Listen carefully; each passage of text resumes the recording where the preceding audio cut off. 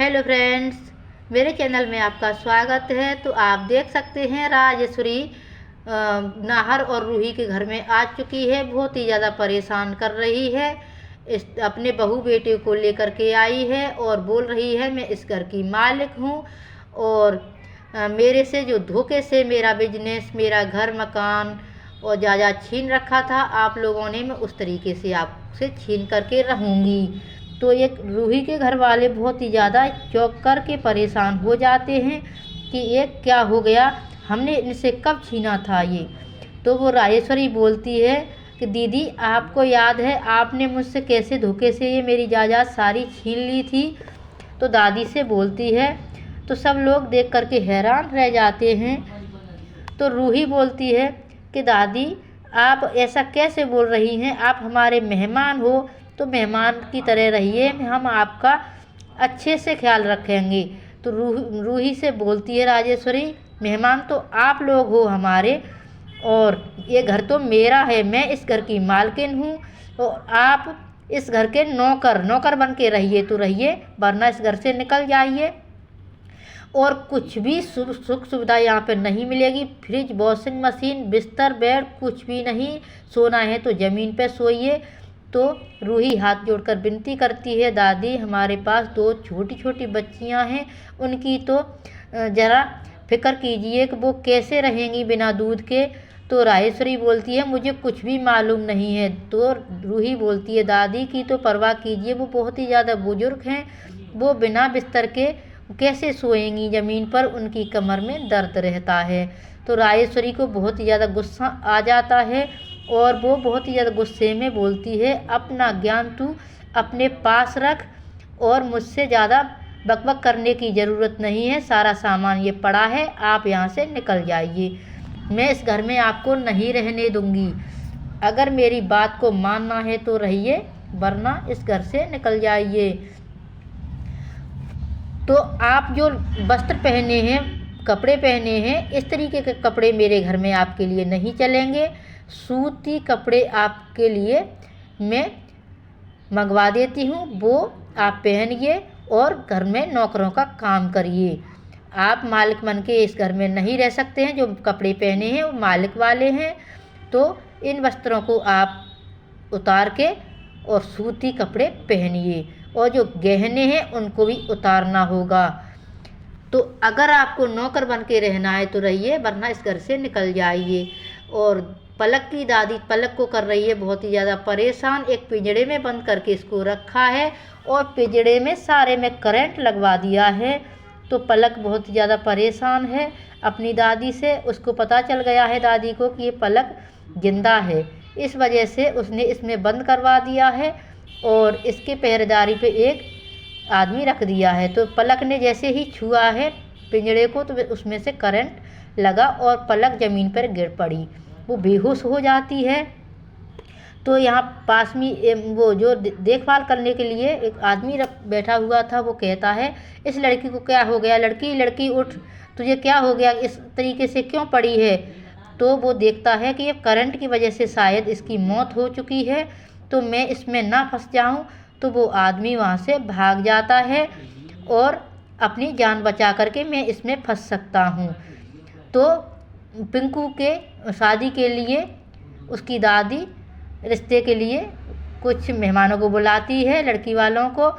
तो लड़की वाले कहते हैं कि जो लड़का है पिंकू वो कहाँ है। तो उनके पिंकू के दादाजी बोलते हैं कि अभी आता होगा, आप थोड़ा सा कुछ खाइए पिए तो सही, इतनी देर में वो आ जाएगा। तो उसकी दादी भी चाय लेकर के आ जाती है और खुशी खुशी बोलती है आप चाय नाश्ता कीजिए, पिंकू आता ही होगा, बिजनेस की वजह वो ऑफिस में बिजनेस की वजह से उसको लेट हो गया है। और आप तो जानती हैं नौकरी पेशा कितनी दिक्कतें होती हैं, कुछ न कुछ काम लगा रहता है। तो आप थोड़ा बहुत कुछ खाइए पिए, तब तक पिंकू आ जाएगा। तो ऐसी बेला फुसला कर वो उनको बिठाए रखती है और अपने दिमाग में आइडिया लगाती है कि कहीं पलक पिंकू को मिल तो नहीं गई, पिंजड़े से बाहर निकल तो नहीं गई। अगर पिंकू को उसने सिखा पढ़ा दिया तो पिंकू यहाँ नहीं आएगा। तो यह अपने मन में सोच करके वो वहाँ से निकलती है और निकल करके जो आदमी उसके पलक के पास बैठा हुआ था, इसने रखा था देखभाल करने के लिए, उसको फ़ोन करने को जाती है बाहर। तो फ़ोन करने को वो फ़ोन निकालती है और नंबर डायल करती है। तो नंबर वो लगा लगा के हार जाती है, पर वो आदमी फ़ोन नहीं उठाता है। तो वो बहुत ही ज़्यादा परेशान हो जाती है और बोलती है कहीं सो तो नहीं गया, और पलक किस हाल में होगी मैं देख करके उसको आती हूँ। तो पलक ज़्यादा दूर पर नहीं, यहीं पास ही में मैंने रखा है पलक को, तो मैं खुद ही देख करके आ जाऊँगी, तब मुझे तसल्ली होगी। तो इतना सोचकर दादी घर से निकल के बाहर जाने लगती है। फिर बोलती है मेन गेट से मैं नहीं जाऊंगी, क्योंकि ये लोग जान जाएंगे कि कहाँ जा रही है। तो मैं खिड़की से कूदकर कमरे से निकल जाऊंगी। तो वहाँ से खिड़की से कूदकर पलक की दादी और पलक के पास पहुँच जाती है।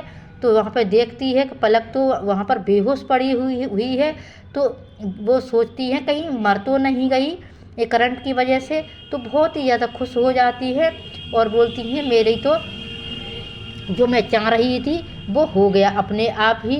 तो बहुत ही ज़्यादा खुशी की वजह से वो पिंजरे को छूती है, पर पिंजरे में करंट आने की वजह से वो चौंक जाती है और बोलती है मैं खुशी खुशी के वजह से मुझे इतना तो मालूम नहीं कि इस पर पिंजरे में करंट है। तो अब वो क्या करती हैं कि वो करंट वाले जो बिजली के तार थे उनको हटा देती है। तब तक पिंकू के दादाजी का फ़ोन आ जाता है, और फ़ोन आने की वजह से वो ये सब भूल जाती है कि पिंकू आ गया है। वो उनने खबर दी थी दादाजी ने।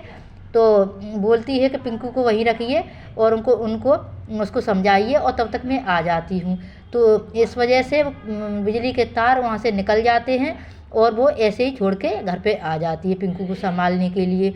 और इधर रूही नाहर बहुत ही ज़्यादा परेशान है राजेश्वरी की वजह से।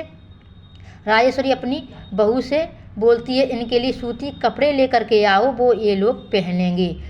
और फिर क्या करती है राजेश्वरी, एक बाउल देती है और उसमें से पानी फेंक करके वहाँ पे मेज पे रख देती है और बोलती है इस बाउल में सारे गहने आप निकाल करके अपने जो पहने हुए हैं उनको रख दीजिए।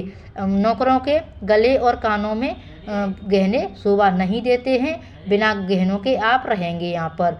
और इधर पिंकू आ जाता है तो ये बोलता है कि दादाजी ये सब क्या है, ये लोग कौन हैं। तो दादाजी उसको समझाते हैं बेटा पहले फ्रेश हो जाओ।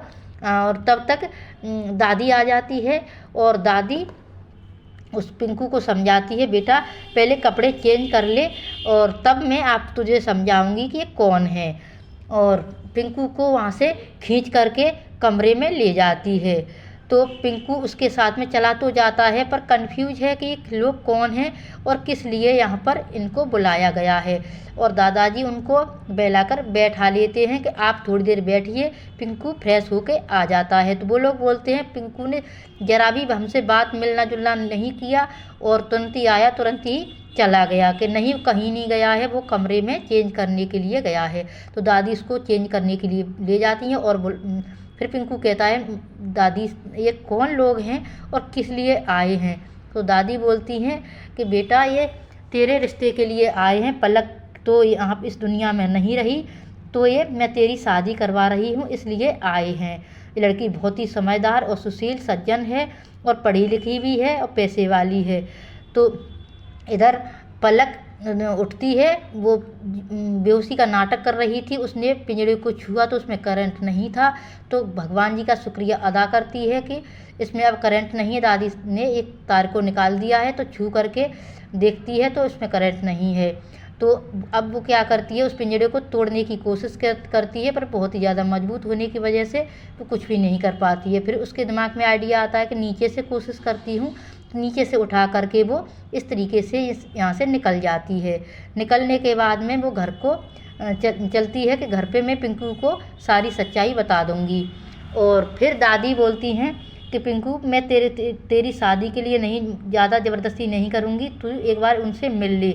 तो पिंकू बोलता है कि मैं बस केवल पलक से ही प्यार करता था और करता रहूँगा, उसकी याद में ही पूरी ज़िंदगी बिता दूँगा, पर दूसरी शादी नहीं करूँगा। तो दादी रोने लगती है, बहुत ही ज़्यादा ड्रामा करने लगती है और बोलती है पिंकू तू मेरी को बिल्कुल भी परवाह नहीं करता है। मैं तेरी सोच सोच कर मेरी तबीयत ख़राब हो जाती है और मुझे अटैक भी कई बार आ चुके हैं, तो ये तो पता ही होगा।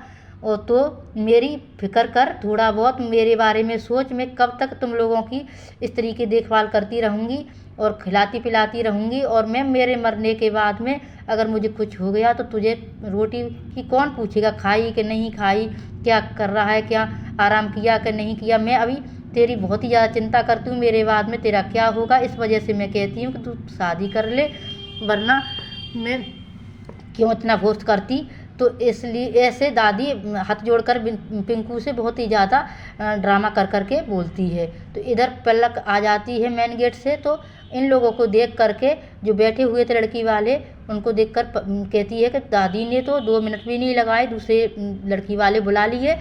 तो वो छुप जाती है और बोलती है कि मैं क्या करूं, अपने कमरे से जो खिड़की है उसमें से अंदर चली जाती हूं और इनको कैसे भगाऊंगी इसको सोचती हूं।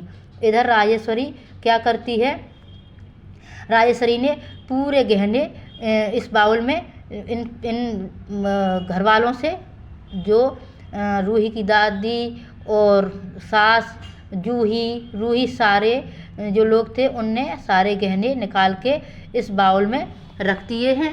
और जो दादी हैं वो एक खानदानी अंगूठी पहने हुए थी, सो अंगूठी को छिपा करके अपनी साड़ी के अंदर उनने कर लिया था। तो राजेश्वरी ये देख लेती है और बहुत ही ज़्यादा गुस्सा करती है और बोलती है, इस अंगूठी को मैं कैसे भूल सकती हूँ, जो खानदानी अंगूठी है, इसको मैं अच्छे से पहचानती हूँ। इसको छिपा करके कहाँ ले जा रही हो दीदी, इसको इधर रख दो बाउल में। तो सारे गहने इसमें रखवाने के बाद में राजेश्वरी बहुत ही ज़्यादा खुश हो जाती है और कहती है, मैं इस घर की मालकिन हूँ और आप मेरे घर के नौकर हो, जो मैं कहूँगी वो आपको करना पड़ेगा। राजेश्वरी दादी के हाथ से अंगूठी छीन लेती है और बोलती है, खानदानी अंगूठी को मैं कैसे भूल सकती हूँ, आप दीदी इसको क्यों छिपा रही हो, इसको मैं नहीं भूल सकती और इसको मैं अच्छे से पहचानती हूँ। आप मेरे से इसको क्यों छिपा रही हो, मुझे दो इस अंगूठी को, आपके हाथों में ये अच्छी नहीं लगती, आप नौकर हो इस घर के, मैं इस घर की मालकिन हूँ, तो ये अंगूठी पे मेरा हक है।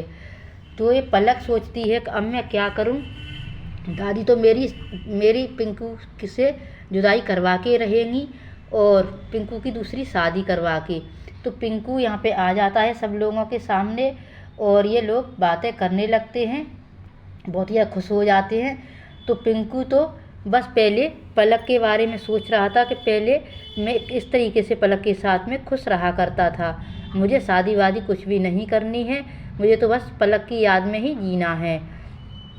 और मुझे लगता है पलक मेरी ज़िंदा है, मुझे उसको ढूंढने जाना चाहिए, क्योंकि खिड़की में पलक देखो किस तरीके से मेरे पास आना चाह रही थी। मुझे लगता है पलक ज़िंदा है और दादी झूठ बोल रही हैं, तो मुझे पलक को ढूंढना चाहिए। और वहाँ से निकल जाता है। इस तरीके से पिंकू को जाते देख सब परेशान हो जाते हैं। मेहमान बोलते हैं कि कैसे चला गया हमसे बिना बात करे। तो दादी बोलती हैं कि ऑफिस का कुछ काम आ गया था, मुझे बता रहा था, बहुत ही ज़रूरी काम था, इस वजह से पिंकू निकल गया है वो ज़रूरी काम करने के लिए। और इधर राजेश्वरी दादी को बहुत ही ज़्यादा परेशान करती है। दादी चुपचाप सारी चीज़ें सुनती हैं और ऐसी सहन करती रहती है। ऐसी वीडियो देखने के लिए हमारे चैनल को सब्सक्राइब करिए।